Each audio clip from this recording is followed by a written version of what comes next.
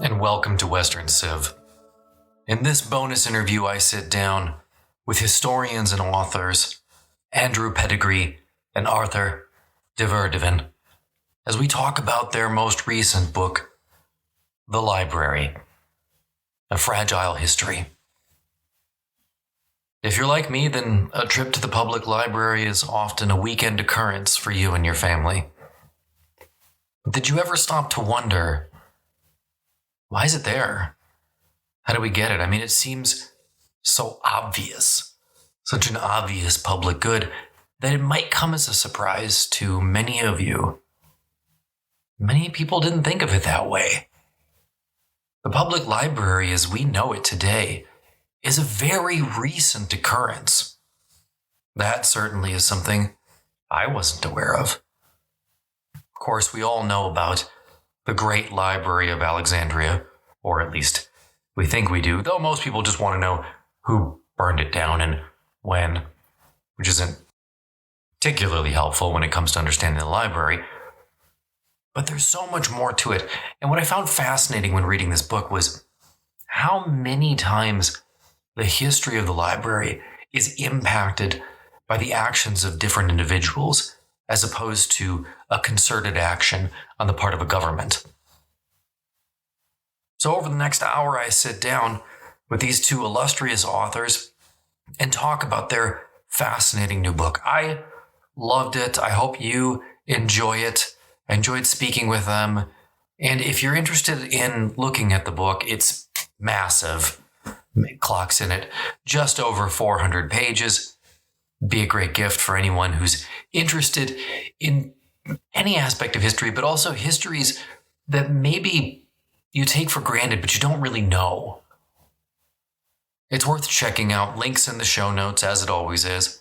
I recommend, as I do for most of these books, going to basicbooks.com and checking it out there, but you can get it at any bookshop that you're interested in. It's on Amazon, but think about, being a patron to some of your local bookshops. They need it more. So without further ado, let's get to the interview.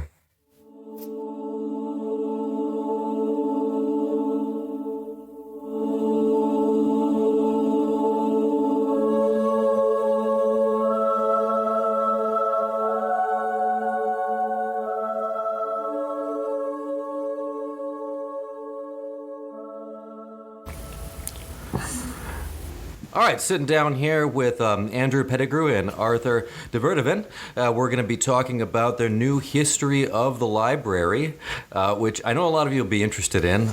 I was certainly fascinated with it.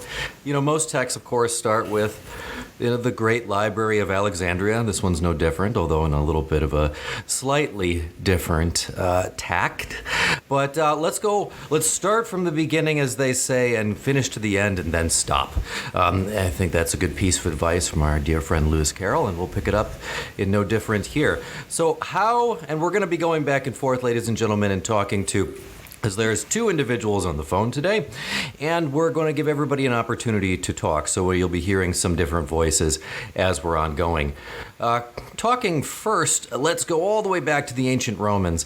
How did the ancient Romans contribute to what would eventually become our modern library? The true answer is very little.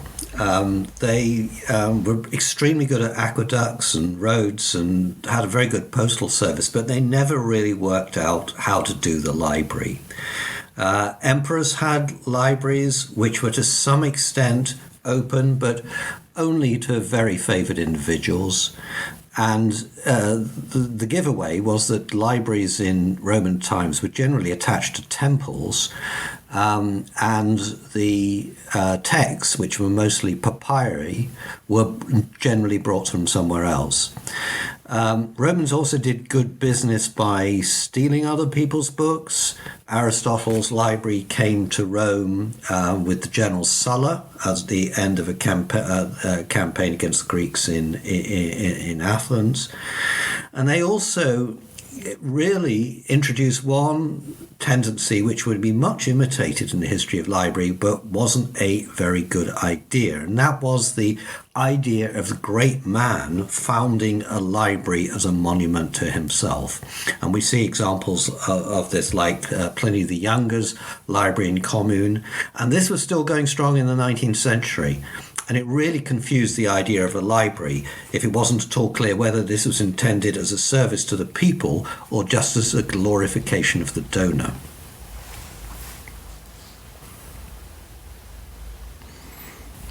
And of course, I'm thinking back to some of the earlier emperors, Augustus and so on and so forth. Emperors certainly had books they didn't want published. And they didn't want read. Going back, I think we can see some early efforts at banned books, even in the Roman Empire. Isn't that right? That's exactly right. There was a commercial market for books, but one of the problems was that all books had to be hand copied. And to buy a slave who could write effectively in both Latin and Greek, which is necessary for the more academic books, that was an expensive purchase. So the market was very limited socially in terms of cost. So you got great authors like Cicero had his own library, had access to the libraries of friends. But it was really tough to build a library, and there's no sense of a sort of widespread book market in that period permeating through the classes. Yeah, excellent. Moving forward a little bit, we tend to focus a lot when we think about books on the authors, for good reason. But I think you did a great job in the book that you two put together, and also talking about the actual nuts and bolts, the medium of not only what is being written, but what's being written on, and how that influences the development of book collecting as well as the library, because it's of crucial importance. And I think it's one of those moments in the book that makes it stronger than just simply talking about libraries. You're also just talking about how over the centuries did the difference in production of books, and we're not just talking about the printing press, by the way, because that's the only thing that people want to focus on a lot of the times. But one of the points that I thought was really well made in the book is when you talked about the transition from papyri, which you discussed a moment ago, to parchment, and how that changes not only the collection of books, but which texts are able to survive through the early Middle Ages, which is, of course, a time when you don't expect there to be a lot of texts. It's called the Dark Ages for a reason. But I wondered if you could talk about that for just a moment, about that transition from papyri to parchment and how that influences the survival of texts. Absolutely, Adam, and thanks for raising this, because it's a very important point. And like you say, in every age, what sort of books are produced and with which media has immense influence of what ends up in libraries and what longevity book collections have. So we think of papyrus, and this was really the medium of book writing in the ancient world. It was relatively cheap. It was also abundant because it grows in such great quantities along the River Nile. The one downside with papyrus is that it doesn't last particularly well, especially if it gets too humid.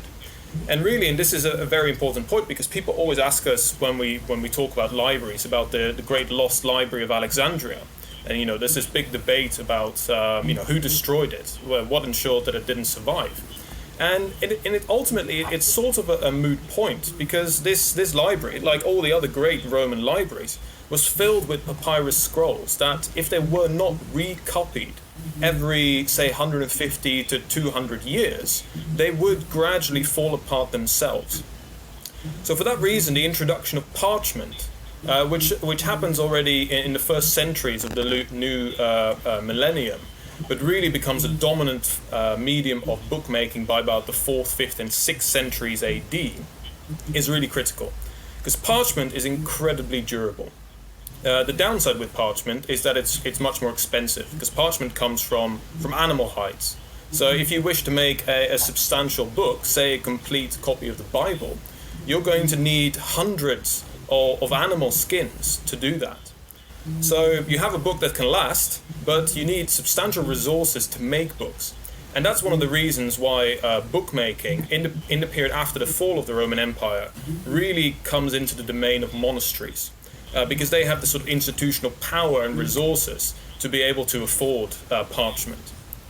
But even then, we should recognize that a lot of monasteries, they only had so much, especially in the early days of their foundation. So what we often see is that monasteries would reuse copies of the same parchment. So one text would be written out, and this could be, say a classical work by Cicero, copied from a scroll. But that same parchment might then be used 100 years later for a new text.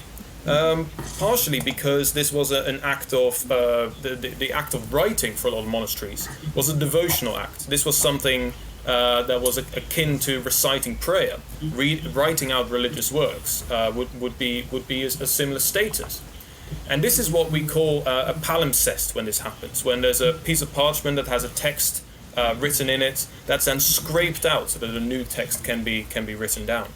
So this process took place over centuries throughout all of Europe, and it was really decisive in deciding, which classical texts made it into the Renaissance, and which ones didn't. And we know that certainly, hundreds and hundreds and thousands didn't make it. And there's so many classical works where Renaissance humanists in Italy in the 13th and 14th century were only able to find certain books or certain chapters of great works because the other chapters or portions were lost in this great churning of literature. At the same time, we should be thankful for the monasteries in doing this in the first place, because otherwise there wouldn't have been anything left of the textual heritage of Rome.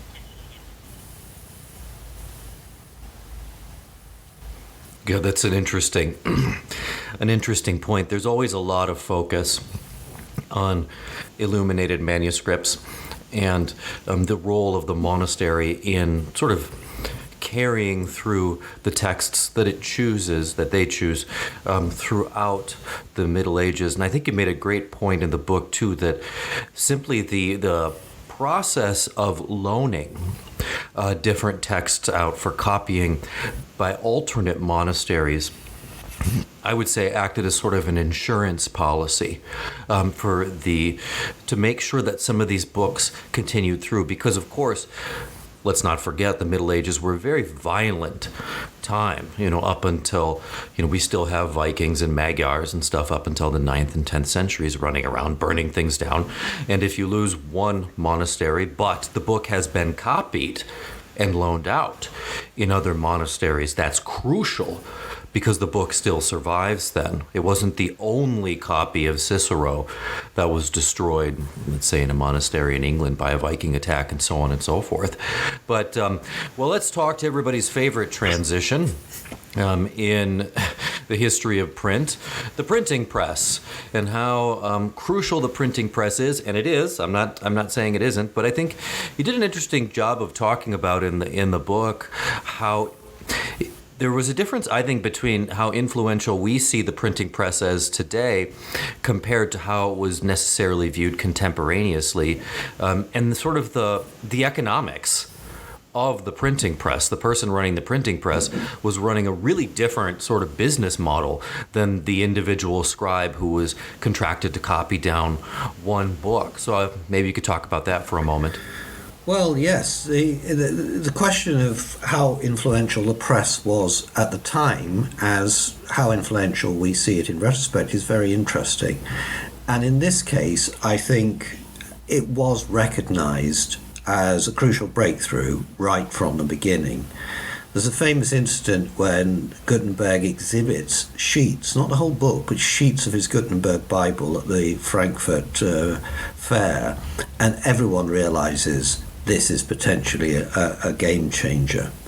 But like all major shifts in technology, quite how the press exhibited this influence is actually very different from what people expected. The biggest boosters of print in these years were the humanist scholars who had been behind the sort of raiding of monasteries for manuscripts in the 14th and 15th century. they thought that print would be their tool. It would serve them by providing them the ability to build big libraries rather than just get one manuscript every few years. But there weren't simply enough of them to make print viable on this model, and the result was that printers went bankrupt after 2 or 3 years while they were trying to do what the humanists wanted. So the fundamental shift was from print the new technology to print the viable commercial product that could be monetized. And they did this through seeking new markets, that is, vernacular markets of people who are not necessarily scholars, and eagerly embracing work for the state authorities, the town council, the prince, the bishop. Because these clients were exactly what you wanted.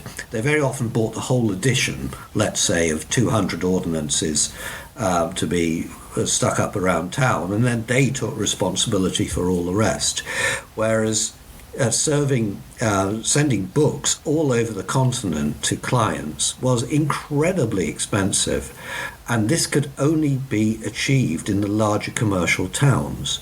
So although the traditional invention of print narrative have us surprised at the number of towns that so quickly embraced print, in fact most of these far-flung towns only had a print for 2 or 3 years before it collapsed. So what sustains the market is in the smaller places printing for authorities, and in the larger print places print congregates in a small number of large commercial cities. So what we learn from this is that the real invention of the print era was not the press itself, which is a fairly simple piece of a mechanism, but the distribution network which made it possible to dispose whole editions of several hundred copies rather than a single copy of the manuscript era, as he said.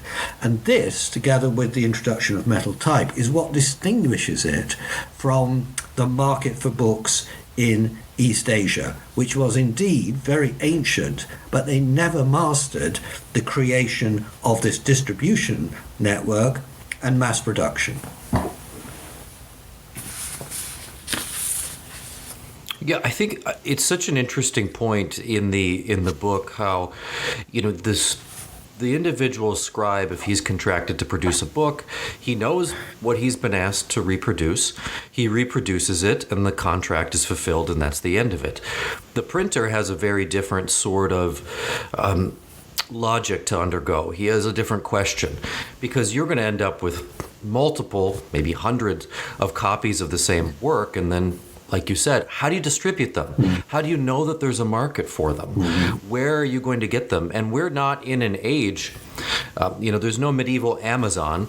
We can't mass distribute these across a wide variety of area yet, which is, as you say, why you see, especially in smaller areas, these print shops open and close. Yeah. But then that kind of brings me to the next question, because the monasteries play a crucial role, of course, in keeping print culture alive during the Middle Ages. But the monasteries, especially Northern European monasteries, by and large, are a rural phenomenon. Most monasteries are located because the intent, of course, of the monastery was to be somewhat separate from society, and so you don't have a lot of them located in urban areas. You have some, but not an enormous amount. But that starts to change once we get into the mid-16th century, certainly into the epoch known as the Renaissance.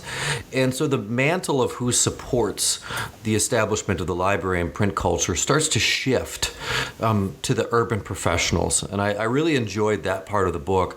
So I wondered if you could talk for a second about how urban professionals start to become the dominant force when it comes to driving the demand for books compared to the monasteries in, let's say, the mid-16th early 17th centuries. Yes, absolutely. I mean, one of the key things to remember here is that the invention of print is a real boon to book collectors. But initially, it also combined with another great movement of this era, the Reformation. which is unleashed in the early 16th century.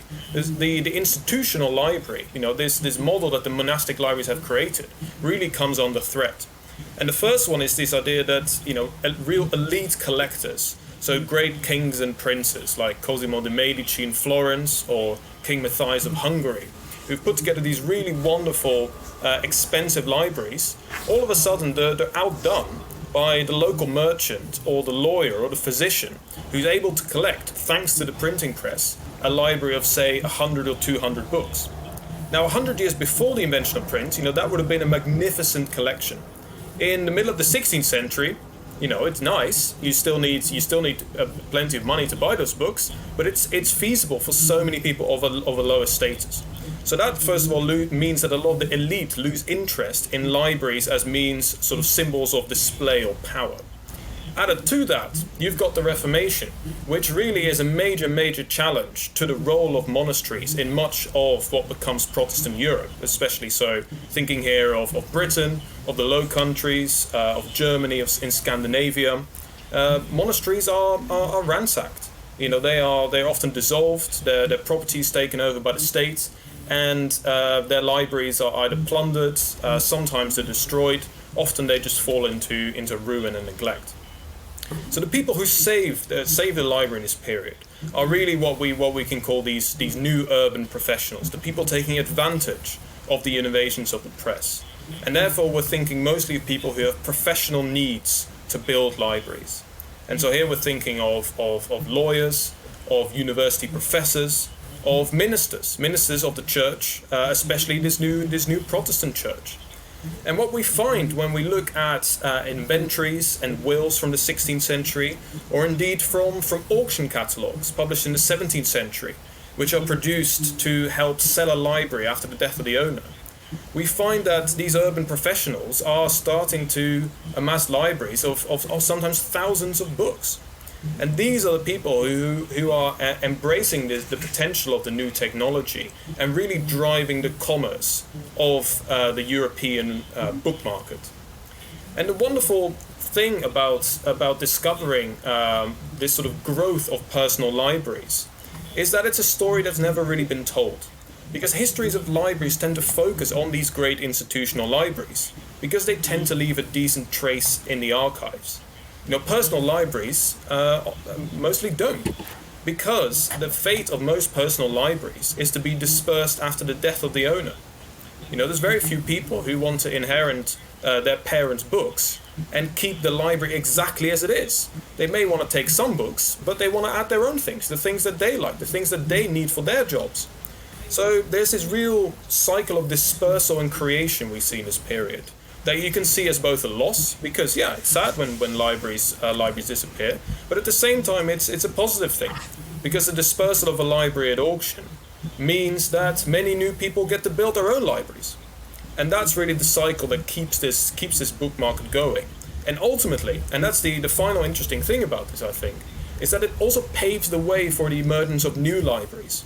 Because there's many urban professionals who, once they've created their library, say, I don't want to see it dispersed at auction. I want to try and build up a university library, or a church library, or a town library. And they leave their books to cities and institutions.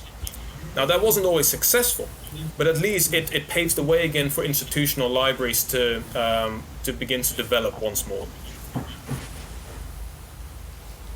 Yeah, I find these parts of the book so interesting, especially kind of going forward, because I will admit I assumed, once we got into close to modern history, late 17th to the 18th century and beyond, that libraries, especially university libraries, sort of look the way they do today, that they were put together in more or less the same way, because we're in a relatively modern area, so they may be chained to the desks or so on and so forth, but students can come in and take things if they need it and so on and so forth. And so from this sort of point forward, I was fascinated with the book to learn how many little pieces still needed to be added to the picture, and how how much the individual efforts of people throughout the centuries had a marked change on the development of what we see as the library.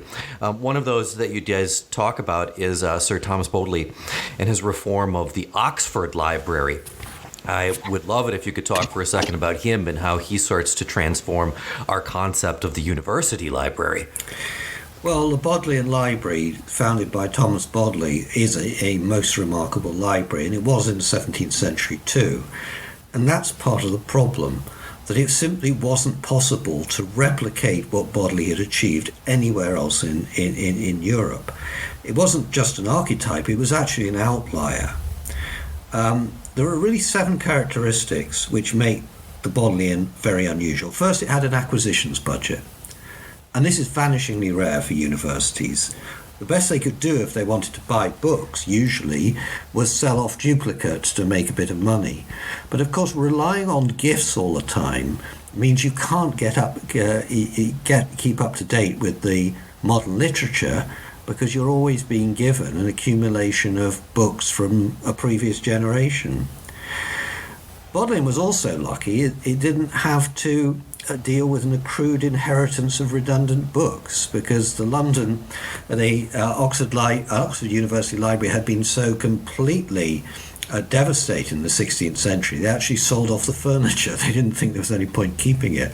So Bodley was starting from scratch, and that was a good thing, because he could buy the right books rather than have the problem which libraries have faced through all the years of curating books which are no longer being used.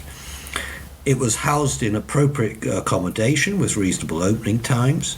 It was home to a world-class collection of manuscripts, and it's very interesting that when people come from abroad to work in the Bodleian, they're always interested in manuscripts rather than the printed books. It can count on the service of a dedicated and capable librarian, which is very unusual. Most university libraries had a librarian who was a disappointed professor waiting for something better to turn up. And they very often refused to go and open the library even if they had visitors. And since they had no staff, they depended on this one person to keep the library open. Perhaps most of all, alongside the manuscripts, the Bodleian had a series of printed catalogues, which are partly an advertisement and partly a service to scholars. And these became the model for future libraries. And very often, libraries wouldn't make their own catalogue, but they'd use a copy of the Bodley catalogue and simply mark the books they'd got. And the other important distinction of the Bodleian was that it wasn't in competition with a national library or a royal or a ducal library. Now, in most places, the best library was that who was owned by the ruling prince. But in the 17th century, this wasn't the case.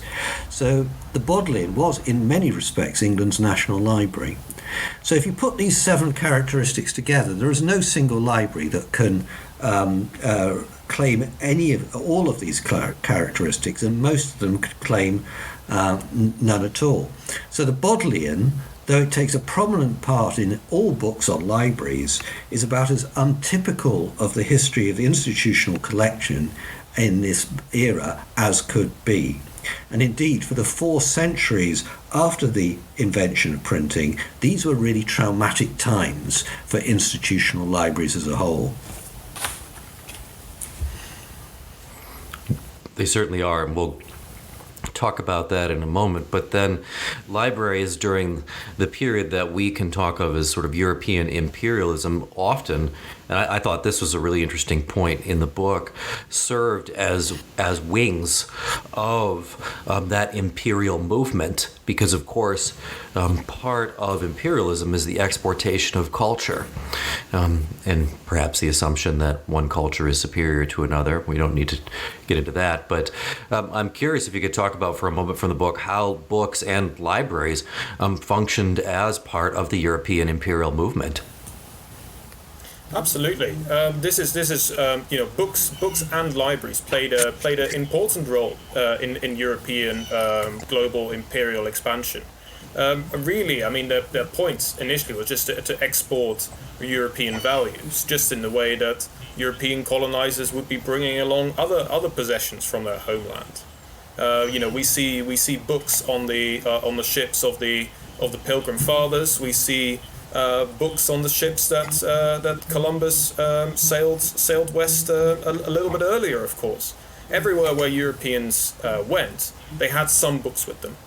Often, of course, that would be books of comfort, and in this period, that was very often religious literature, anything to give the colonizers and the explorers, that spiritual comfort and reminders of home. And one of the interesting things we see, and we see this most prominently in the North American colonies founded by the British and the Dutch, is that books are really valued as markers of civilization, and something that and they, for that reason, they accrue a lot more value as well. If you were living in London or Amsterdam or Paris around 1700, books were everywhere. They were so common. You could get them on almost any street. Well, that's not the case if you're living in Plymouth in North America, of course. So we see that books are really treated with a lot of respect, and they are granted a lot of value and constantly recycled throughout the community. Secondly, I think we see a sort of mirroring or an imitation of library building that you also see in Europe. So when the first libraries begin to be established in the Americas by Europeans, or in a little bit later in colonial India by the Brits in the late 18th and 19th century, they have multiple values to them. One of them, again, is church and school libraries, which they use for the propagation of the Christian faith, and again for the spiritual comfort of the colonizers. You begin to see the development also of administrative libraries of state. Here specifically thinking of the Imperial Library that was established by the British in Calcutta, which was as much a means to collect information about their colonies and to provide a sort of local administrative home, where books, where this information could first of all be organized and then be exported back to Britain. But finally, you also really see the development of libraries for recreation and socializing.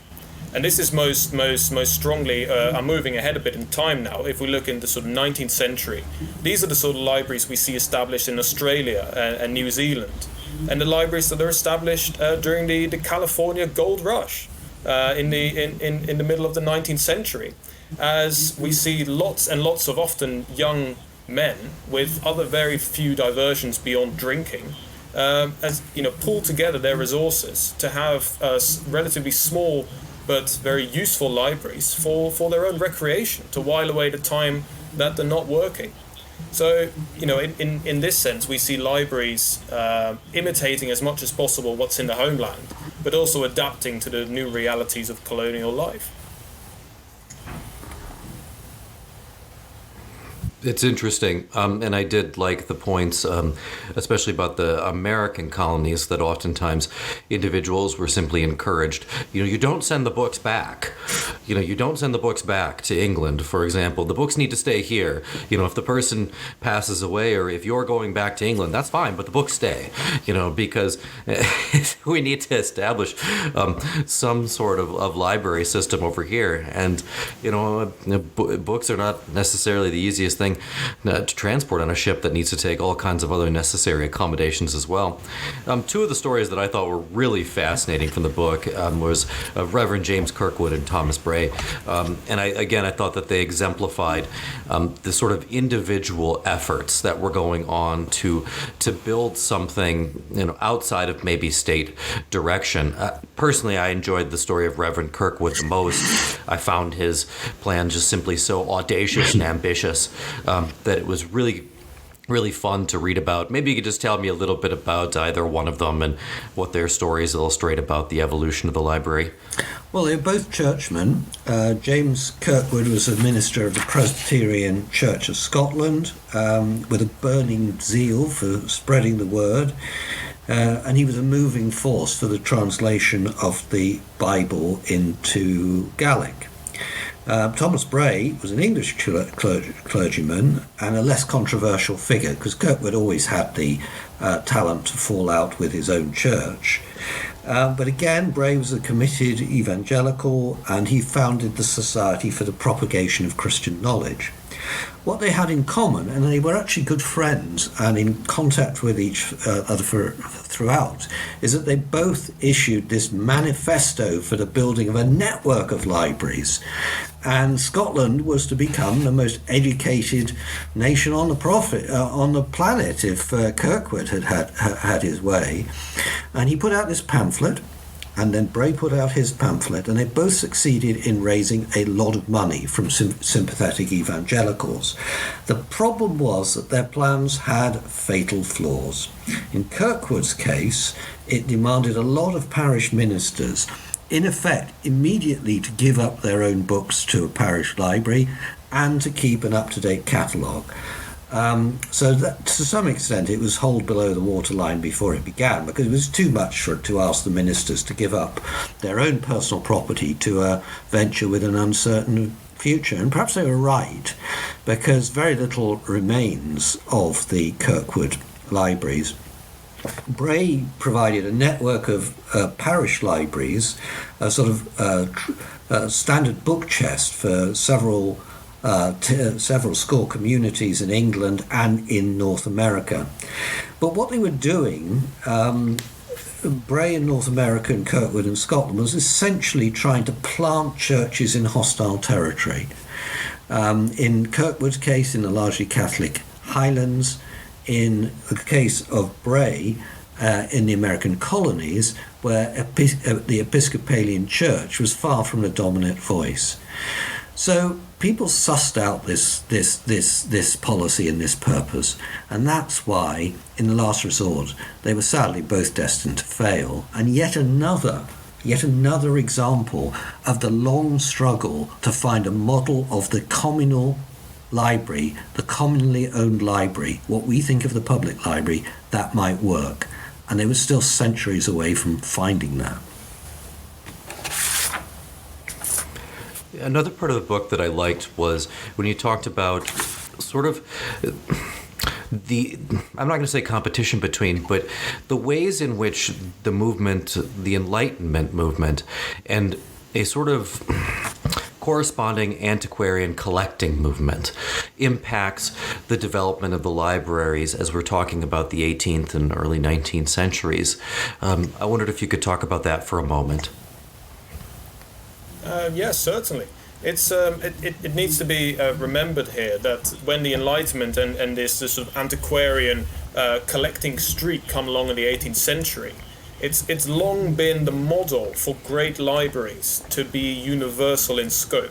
So if you wanted to have a good library, you wanted all the faculties of learning to be reflected in it, and to gather together as much as possible of the accumulated human knowledge. Well, both the Enlightenment and antiquarian collecting deviated from that in that really they wanted something more specialized. And one was in this respect rather destructive, and the other one really came to the rescue of early printed books and manuscripts.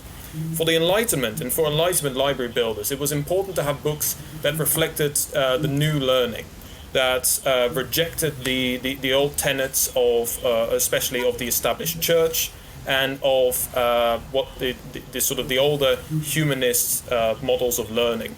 So really, they wanted to have a more specialized library that reflected, above all, 18th century values, rather than the values of the medieval and the Renaissance eras. Well, what this resulted in, especially around the times of the French Revolution, right at the end of the 18th century, is that very similar scenes that we saw during the Reformation, where lots of libraries, painstakingly assembled over hundreds of years, were really just plundered, sold, and run into ruin. Now, this was a rather tragic period, and really before the age of the Great Wars in the 20th century, there had never been such book destruction as during the Enlightenment period, which is, I think, something that will come as a surprise to most people. The antiquarian collecting development, on the other hand, really came to the rescue of a lot of these plundered and despoiled libraries. Because to the antiquarians, what was most important was to get books that were considered to be rare, or and especially that they were distinguished by their age. And this really was another transformation in the history of library, because previously, just because a book was old doesn't mean that it had additional value or relevance. It was just valued for the text that it contained. Well, the antiquarians transformed this by saying, we don't just want good or special books. We want books that are rare because of their age. And they were the first to start paying attention to this particular phenomenon. And that's still today, that still has an impact today. If you were to go to rare book auctions now, the books that are going to go for the highest price on the hammer will be the oldest possible books generally. And they were really the first to begin this process. And they had an incredibly rich moment in the 18th century, because they were amongst the first to be able to go to many of these dilapidated monastic libraries or university libraries and pick out the choicest items from their collection of 15th or 16th century books, and indeed their manuscripts. And it's particularly interesting that in the forefront of this movement were English collectors, who until this point had sort of played a more peripheral role in the European book trade and book collecting. They were amongst the first to sort of dive into the European continental market, looking for these books and beginning to pay substantial prices for books that until then had probably, if they had been sold at all, would have been sold for the value as waste paper rather than valuable antique books. Yeah, so it's interesting. I really enjoyed this part of the book because, to a large extent, you're talking about almost sort of it is a distinction. You have a group that's interested. They want new things. The Enlightenment, we have to remember, wanted an absolute separation, certainly from the Middle Ages, from the ideas of the Renaissance. And you're right. During the French Revolution, in particular, you do see a lot of destruction of books, which is unfortunate.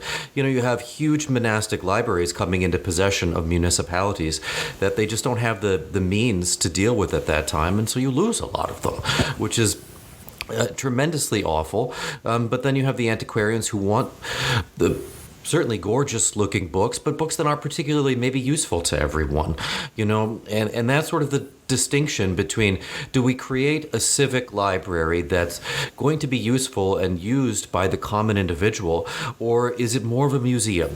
Is it something where we have beautiful Latin and Greek manuscripts, but no one could read them? Mm-hmm. They're for display, but they're not particularly usable. But that's not what people think of when they think of a library, certainly in the United States today. We think of the modern circulating library. Show up, take a book out of circulation, return it, so on and so forth. So let's get to that. When and how does that circulating library, at least the idea of it, finally start to come into being? Well, we have a lot of different types of libraries at this stage, all competing for a limited number of descriptions. So here, I think it's helpful to describe the communal libraries which are growing up in three different categories. One is a subscription library, where people gather together, a group of professional people or a group of interested people, and decide to build a collection together in order so that they can have the books they want in it. Then there's a second sort of library, the public library, which is built for the community as a whole, and the books will be available free of charge without having to pay the subscription of the subscription library and without having to pay anything to take them away. But there's a third type of library which cuts across both, and that was known at the time as the circulating library. And that's where, let's say, a bookshop decides to have a side business lending out some of its own books, and these books are lent out on the basis of a shilling or a penny or tuppence a loan, and you didn't pay an annual subscription to it. Now, this was an extremely powerful model, and in my view, it retarded the development of the public library at least 50 years, because this was giving you the sort of books you wanted to read yourself. And these ranged from the Victorian mega libraries like Charles Edward Moody's library or W.H. Smith's library associated with railways, to what were known in England in the 20th century as the twopenny libraries, where you just paid twopence for a book. Now, what guaranteed these libraries a clientele? Why didn't these people go to the public libraries for free? Why pay even twopence? Well, the reason was, in one case, like, for instance, Boots the chemist's library, what people wanted was discretion. And this was a private room in Boots the chemist where all the books were set out, and it was normally women who use these libraries of a certain social status, the sort of women who have servants. And they'd be able to work their way round the shelves and get the novels and romances they wanted without having this overlooked. And then when they borrowed it, the dust jacket was taken off. So they just took the bare book out. So even if they left it in the sitting room, their housekeeper or their maid or the butler wouldn't be able to see what they were reading. And this library lasted until 1964. And the other type of client who normally favoured the twopenny libraries were people who just felt intimidated by public libraries and librarians who were trying to get them to read what was good for them rather than what they necessarily wanted to read, which was normally either romance or thrillers or police novels or Wild West novels. Now, this really torpedoed the public library movement. This desire that it had to be a pedagogical institution, and that's one of the reasons the public library movement was so slow to take off. And that's where you talk about, as libraries, as print develops, and as it's no longer a question of can we print enough books. And there's a couple of problems that come about that you talk about in the book that I think are excellent. There's the common issues in the 19th century of where do we shelve everything? Where do we put everything? And so on and so forth. But then there's that great competing issue that you touched on there that maybe we can talk about a little bit more, which is people don't want to read nonfiction treatises as much as they want to read thrillers and mysteries. And there's this push-pull between what do we think the library is supposed to do and what do people actually want in their libraries. Because, again, talking to the audiences today, you would think of going to a modern library. You can get, it's mostly novels, large children's sections, things designed to get people into the libraries. I don't think that's the case necessarily in the time period that we're talking about here because of sort of the hesitancy of individuals of we don't want people reading garbage. They need to be reading things that will increase their social status. And so I wonder if you could talk about for a second some of those challenges that develop in the 19th century that are just sort of facing this library as it's trying to become what we think of today. Yeah, I think one of the things that's important to remember, you rightly hinted that, a couple of things we take for granted today in libraries. First of all, browsing. The idea that you can go around the stacks or shelves yourself and, pick what you like, or you find something you didn't know you wanted, and, your life has changed because you stumbled upon a book. And another critical factor, borrowing. The fact that you can go to a library to borrow a book. They were almost entirely absent from the 19th century public institutional library. So again, that explains why these circulating libraries were so popular, because really they might have been commercial, but they prioritized the reader, whereas a lot of these great libraries didn't prioritize the reader. And this certainly came from other challenges too. Adam, you mentioned the fact that the book production really increases very, very rapidly, especially after the invention of the steam press, which means that some great institutions, like the British Museum Library in London, what eventually in the 1970s became the British Library, they were being overwhelmed with the number of books streaming into the library, to the extent that there was no fully functioning central catalogue of all the books in the library for decades in the 19th century. And again, something we take for granted is that you're just able to look up, I want to go to this library, I want to know what books are in it. That, again, is a very contemporary assumption. And a lot of libraries were faced by such quantities that they were simply unable to keep up. Which again meant that it's incredibly difficult to use those libraries. So once again, you go to the commercial library, and the bookseller knows which book you've read last week, and they can say, "Would you like more of the same? Because I've just got another one like it." And so those pressures and challenges are taken off the reader because of that. So really, the 19th century, although it's an age of books, an age of great libraries, there are so many challenges that these libraries can continue to face. Yeah, and I personally, it just simply never occurred to me that librarians would be hesitant to stock their shelves with books that would actually bring people in. To me, that was one of the most interesting aspects of the book, and something it's kind of a recurring theme for a long time. But there's a couple of people again who are instrumental, and we're coming to the end of our questions here, that in the development of the public library, certainly. So in the United States, we have Andrew Carnegie, and then we have William Ewart, who are instrumental in creating the public library system. And just speaking for myself, I grew up in the Midwest in the United States, and you can drive through some small towns and immediately identify, well, there's a Carnegie library right there. They're very, unless and a lot of them will simply say Carnegie on the top of them. But those that don't are still extremely easy to identify. They're often, neoclassical with large Greek columns and so on and so forth that stand out in a town where everything else is made of wood. Those two gentlemen are instrumental, and I thought, I personally I've been in many libraries established by Mr. Carnegie growing up, and, I'm familiar with them, but maybe you could talk about these two gentlemen for just a moment and how they're so critical in developing libraries as we know them.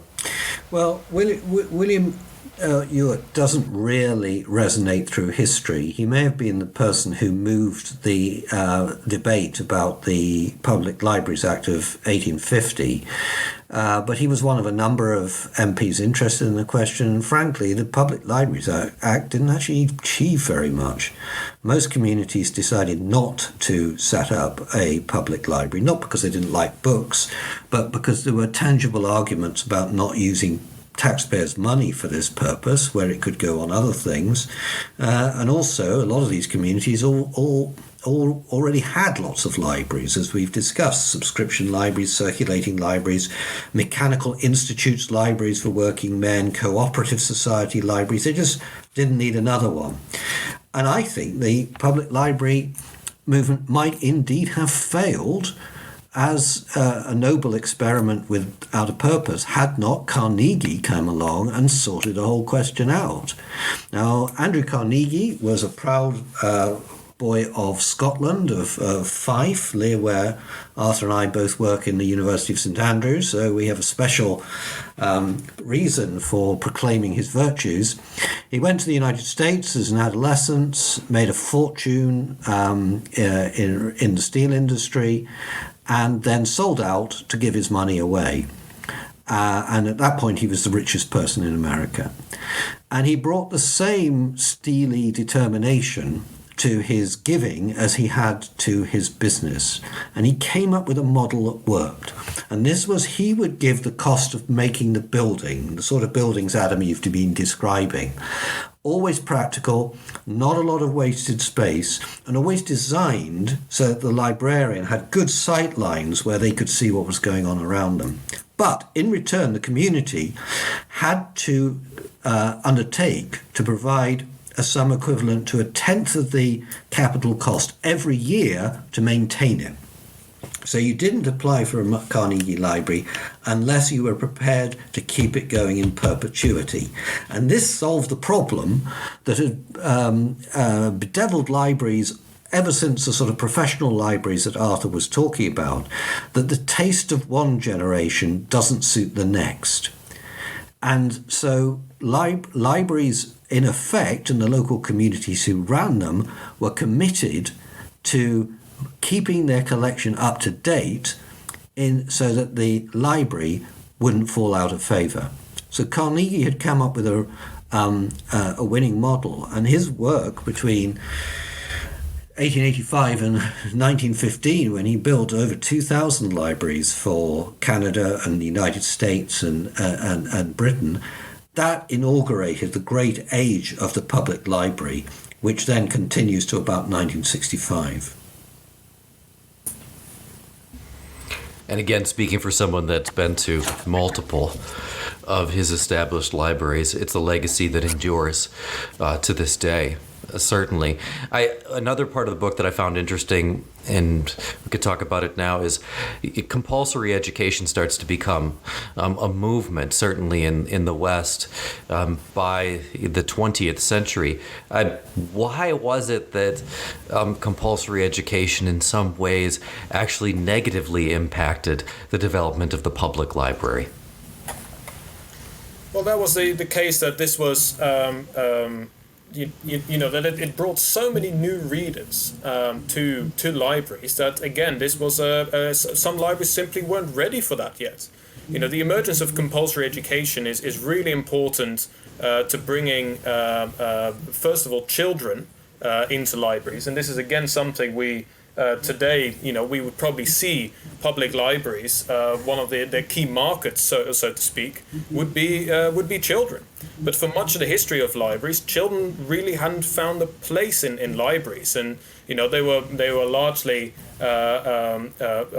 you know, probably despised by some for potentially damaging books and, you know, getting dirty hands on them. So getting lots of children into the library was this big question for the public library movement. You know, should we create special children's reading rooms, for example? You know, what literature is suitable for children? And when we speak of children, you know, are we dealing with 8-year-olds, or are we dealing with 12-year-olds? Are we dealing with 16-year-olds? You know, all those children have different reading needs, as the modern market will show you. But that also means laying out many more costs to buy different types of books. So the diversity was a really, really particular issue. But I should say that it's probably an issue that developed only gradually, because the emergence of compulsory education, and not just here, you know, education for children, but also the breaching of the literacy gap between men and women, really ultimately was a big boost for all types of libraries in the short run. Because as soon as you have a larger literate market, especially for the female markets for literature, all types of libraries like subscription libraries and circulating libraries and school libraries, they all get an immense boost of new readers. So it's only in the long run, when you have several generations of mass literacy, that libraries come under greater threat, precisely because of this issue of diversity, of being able in a public library system to cater to everyone's needs and wants. And as soon as it's unable to do that, you lose people from that system because they find their alternatives. And in this end, you know, we're sort of circling back to the era that we've already been discussing today, when we're looking at what comes after the invention of printing. People built their own libraries. And so as soon as it becomes possible to buy, for many of these new library readers to buy their own books, and this is especially critical when we think of the invention of the paperback from the 1930s onwards, which radically decreases the costs of books, meaning that many people can turn away from public libraries and begin to build their own book collections at home. So that is ultimately sort of the biggest challenge that was sort of waiting in the wings while compulsory education was creating many new readers. I thought that was an interesting part of the book, where at some point, especially after the innovation of the paperback, books simply become so inexpensive that you're able to, anybody can buy what they want. I mean, we still have used book sellers in the United States here, certainly, and you can buy, I just did, you know, for my classroom, 30 copies of The Great Gatsby, for example, that maybe spent $40. They're relatively inexpensive. Well, we have to ask the obligatory World War II question. because it's still a history podcast, which means we're required to talk about World War II at some point. So let's talk about it. How much damage, we alluded to this before, how much damage was done to books and libraries in Europe over the course of, let's do both world wars, I suppose we can talk broadly, and then, of course, the resulting political divide when the Iron Curtain falls down in the Cold War? Well, we take a rather revisionist view on this question, you'll be pleased to hear. So if it's the obligatory question, we're not going to give the obligatory answer, because a lot of attention has been given to destruction of English libraries during the Blitz, the destruction of French libraries during both the German assault and the Allied invasion of 1944, the complete destruction of Polish libraries and libraries in Belarus by both the German advance and the Russian counterattack, and of course the terrible vengeance taken on German cities by the bombing of the Allies. But there is some mitigation in some of these cases. For instance, in the case of Germany, they'd had the good sense to move their books away to salt mines and remote castles before the bombs fell on the centres of the cities. Now, it is also the case that they'd moved them to the wrong castles, because they moved them to places which then subsequently were given to Poland, and they never came back home, but at least they survived. But if you tot all this up, you find, yes, there's a considerable amount of loss, perhaps even 500 million books lost.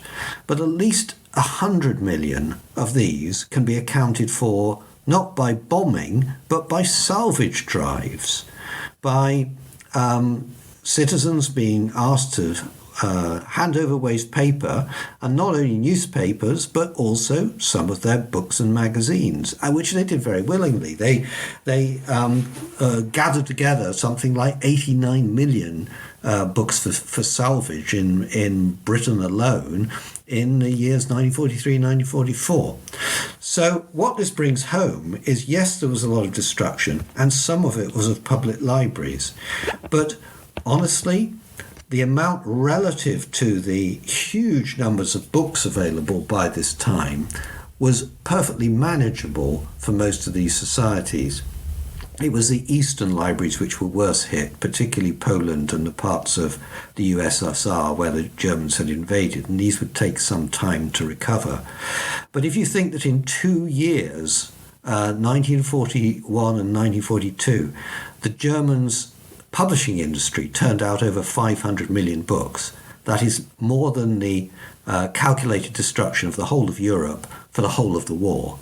You get a sense of how resilient and how easily restored was the library culture of Europe by that point. Well, we've talked a lot about history, but let's wrap up with one question about today. Libraries, since the beginning of time, and since they've existed, certainly, one of the recurring themes in your work is about how people have counted libraries out. Libraries aren't going to survive this, and so on and so forth, and they always do. They always do. Book collecting seems to manage to continue going forward in one way or another. And people, I can even tell you, as someone whose day job it is to give kids books and say, here, go read this, and then we'll talk about it tomorrow in class. People are saying, well, they're not going to do that anymore. Or, of course, we have the issues in the United States of, well, we don't want the kids to read that book. That book should be banned for whatever reason. And then 10 minutes later, that book has to be read. This other book needs to be banned. So there are contemporary issues facing libraries, but let's wrap up. I'd love to hear your thoughts. Like, what are some of the biggest concerns or issues that face libraries today? Well, first of all, I just want to say that really, libraries are thriving. Before we get to all the sort of the doom, gloom and doom, like you say, people have always been worried about the fate of books and fate of libraries, but there have never been so many libraries in the history of the world as there are today. There are still, I think, 2.6 million libraries worldwide, including 400,000 public libraries. So when people speak of the crisis of the library, we first of all have to keep that in context. And second of all, the fact that the crisis of the library that people often discuss as a crisis of budgets in the public library system really has been going on since about the 1960s, 1970s, and is also largely a problem of the Western world. In many other parts of the world, public library systems are just getting going, and they're developing very well. So, budgets may be cited as an issue, but they can be cited across all branches of government. So that in itself, too, isn't something special. What might be a sort of a broader problem, and that's one we highlight in our study throughout history, is that libraries are always in danger of losing their relevance if they're not keeping up with the needs of their current readers. And that is perhaps a challenge today, because we as readers demand more and more. We demand more diversity. And because we have so many means by which to access texts and books now with the digital revolution, perhaps we are expecting too many things from our libraries because they cannot provide everything. And when we've spoken to library campaigners who are looking to save a local branch library in the UK, for example, one of the things that often comes up is how many different things people want libraries to provide. Not just books, and in fact, books are rarely mentioned in these conversations. People talk more about internet access, social spaces, meeting rooms, all these sorts of issues. Whereas we really see the health of the library as belonging to the health of the book. So one challenge that libraries will face in the coming period is negotiating this hurdle of saying, to what extent do we want to embrace the digital revolution, and to what extent do we want to stick with the, in our opinion, the more resilient older technology, the printed book. And what happens if you embrace digital too much? What happens when the lights go out? What happens when software needs updating? These are issues that have come up before in the history of the library with previous technological innovations like the microfilm, where some libraries have over hastily thrown away their old newspaper or book collections because they were now available on a different medium. Well, who uses microfilms today? So we see a similar challenge in libraries rushing headlong into the future without knowing what that future will be like, and that will be a challenge. Well, and I think it's interesting, right? Because it is a question of how far do you want to stay ahead? Do you just want to let Google produce every book that's ever been written online? Is that something that we want to do? I remain optimistic for my part. Whenever I take students to the library, they're not interested in the internet and the open spaces. What do they want to do? They want to go look at the books. They want to take the books off the shelf and read the back of the book. They want to open it and feel it. And I still think that there's a bright future ahead for libraries, and certainly an illustrious past that you cover very, very well in the work. Link is in the show notes to everyone listening. You can click on it. I always put the basic books link in. It's one of the easier ways, but of course it's available everywhere, including your local bookstore. Don't forget to support them as well. But pick up a copy. It would make a great holiday gift for anyone, or especially if you're traveling. It will keep you entertained. But I wanted to thank you both, gentlemen, for joining me again today. We went a touch long, but it was a fascinating conversation with me. Thanks very much. Thanks for having us. Thanks, Adam. Real pleasure speaking with you.